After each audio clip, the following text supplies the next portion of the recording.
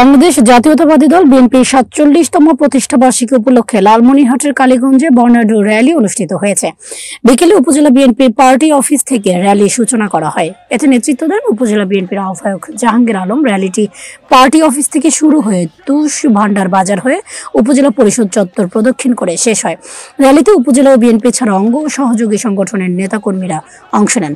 নেতাকর্মীরা দলের পতাকা ও ব্যানার হাতে স্লোগানে মুখরিত করে তোলে পুরো এলাকা। পরে সংক্ষিপ্ত সমাবেশে জাহাঙ্গীর আলম বলেন, দেশে গণতন্ত্র পুনঃপ্রতিষ্ঠা ও মানুষের ভোটাধিকার ফিরিয়ে আনার লড়াইয়ে বিএনপি নিরলসভাবে কাজ করে যাচ্ছে। দমন নিপীড়ন করে বিএনপিকে দমিয়ে রাখা যাবে না। এ সময় উপস্থিত ছিলেন জাহাঙ্গীর আলম আঙ্গুর, কুদরতি মেহেরবান মিঠু, মেহেদি হাসান মাসুদ, ইমান আলী জাদু, শাহিনুর রহমান শাহন, শহীদুল ইসলাম সহ অঙ্গ সংগঠনের নেতৃবৃন্দ।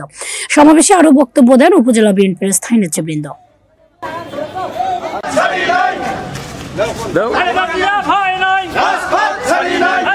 প্রতিষ্ঠা